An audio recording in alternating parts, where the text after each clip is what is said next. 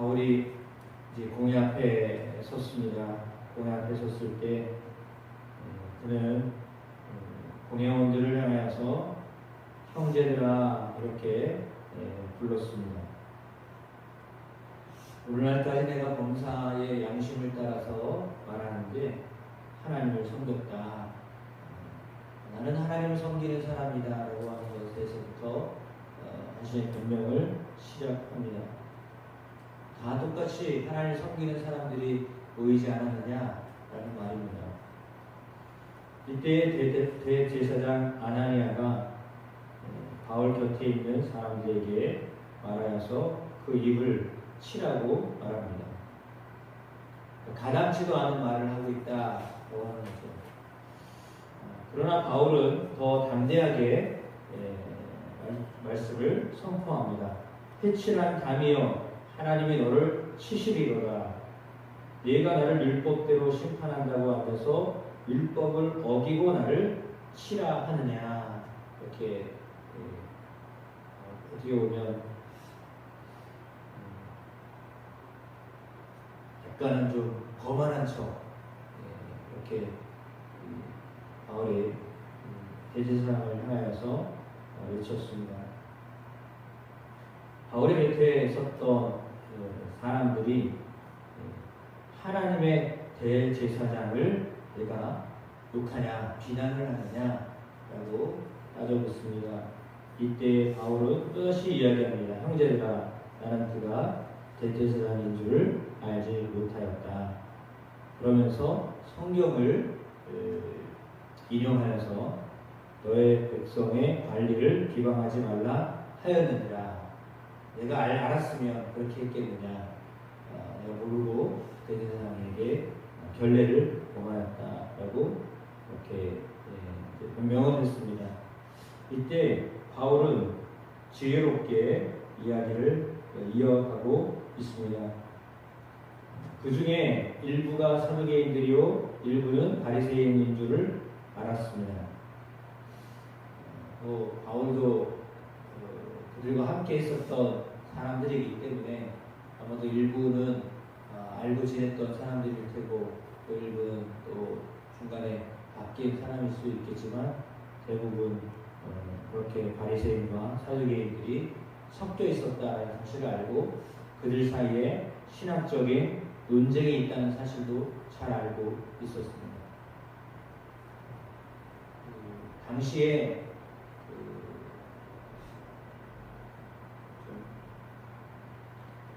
실권을 가지고 있었던 사람들은요,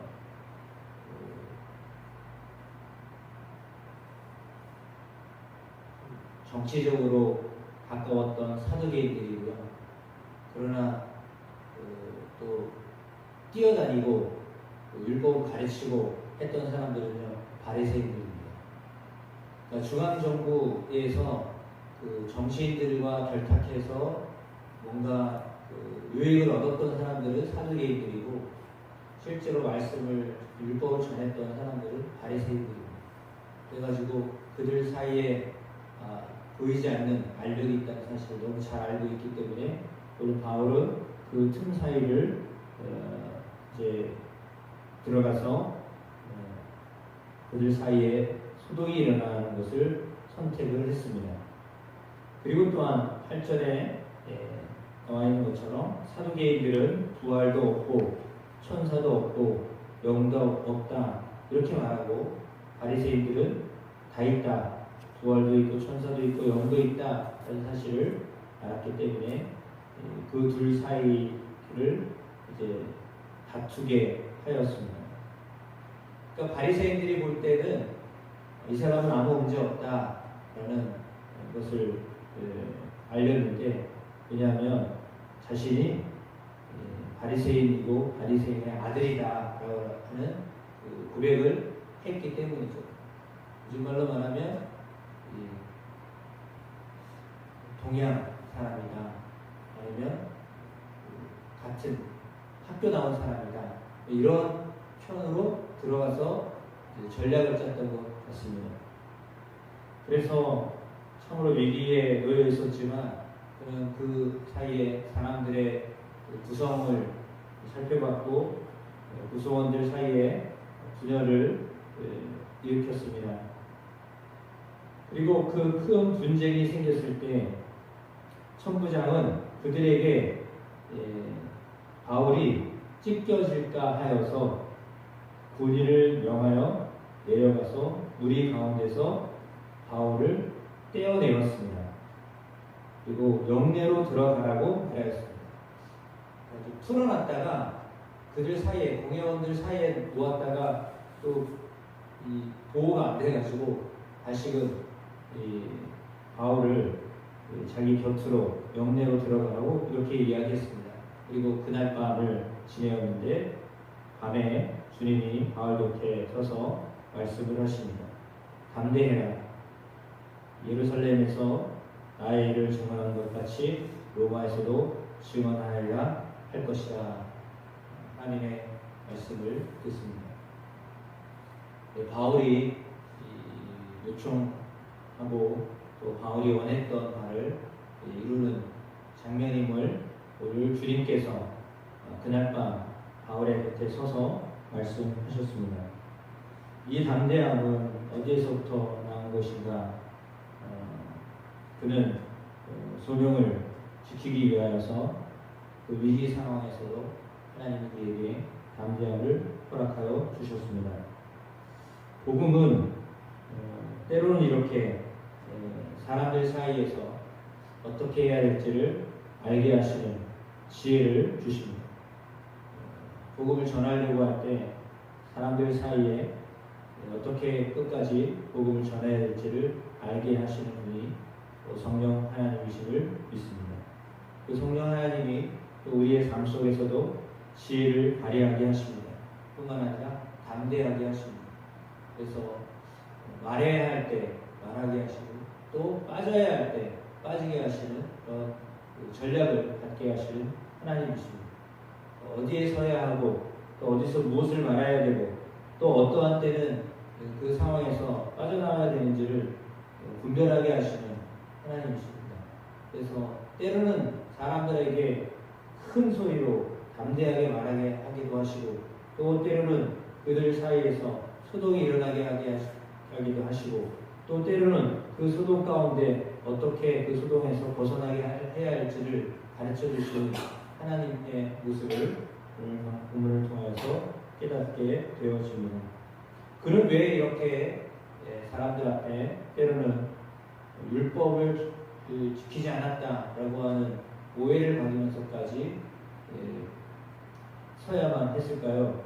이것은 6절 말씀에 죽은 자의 소망 곧 부활로 말미암아 내가 신문을 받노라 라고 하는 그의 증언에서 나와 있습니다. 그는 부활을 전하기 위해서 여기 서 있었던 것입니다. 죽었던 예수 그리스도를 만났던 그 구원의 감격과 그 이후에 그의 삶이 온전히 부활하신 예수님을 전하는 일에 매여 있었다라고 하는 것을 우리에게 알려주고 있습니다.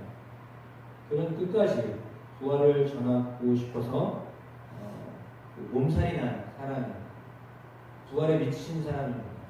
예수의 부활을 끝까지 전해야 되겠다라고 하는 것에 항상 심취해 있었던 그래서 어디든지 부활하신 예수님을 자신의 소망 또 세상의 소망 사람들의 소망이다라고 생각하면서 전해야만 했던 바가 바로 부활이었다라고 하는 사실을 또다시 확인해주고 있습니다. 사내들인 공회원 가운데 부활을 믿고 천사를 믿고 영에 관한 것들을 알고 있었던 바리새파 사람들 그들의 마음에 바울을 또 두둔하고 싶은 마음을 갖게 하였습니다. 왜냐하면 그들이 믿고 있는 바를 바울이 말했기 때문입니다. 그들의 의견이나 그들의 생각에 전혀 반하지 않는 행동을 내가 하고 있다라고 하는 것을 강조함으로 내가 전하는 것이 문제가 있지 않다. 그런데 왜 여기서 그런 같은 형제를 이렇게 신문을 하고 어려움을 주느냐. 나는 지금 억울하다. 이런 표현을 지금 쓰고 있는 거죠. 요즘 나는 억울하게 신문을 받고 있다. 그러니 내가 여기서 해결을 받지 못한다면 난 차라리 앞으로 로마에 가겠다. 이제 사실 이제 그 말을 하고 싶은 건데 이제 그 과정을 지니고 있습니다. 예, 그의 목적은 분명했습니다. 예, 로마에 가고자 하는 마음이 그 안에 있었는데 역시 하나님께서 그것에 대한 그 마음을 말씀으로 확신을 허락하여 주셨습니다. 그래서 로마에서도 이렇게 담대하게 증언하게 될 것이다 라는 말씀을 하셨는데 이런 담대함이 저나 여러분 안에도 있게 되기를 주님의 이름으로 축복합니다. 이것은 어떤 권위주의에 빠져 있는 것이 아니라 하나님 주신 그 담대한 믿음 속에서 또 부활하신 예수님을 향한 소망 가운데 나도 예수와 같기를 원한다 라고 하는 그의 고백을 통하여 우리가 들은 것처럼 그렇습니다. 늘 그 주님을 바라보는 부활의 주님을 향하여 나아가는 우리의 삶이 되기를 주의 이름으로 축복하고 그것을 나누기에 부족함이 없는 우리의 입술의 고백이 되기를 주의 이름으로 축원합니다.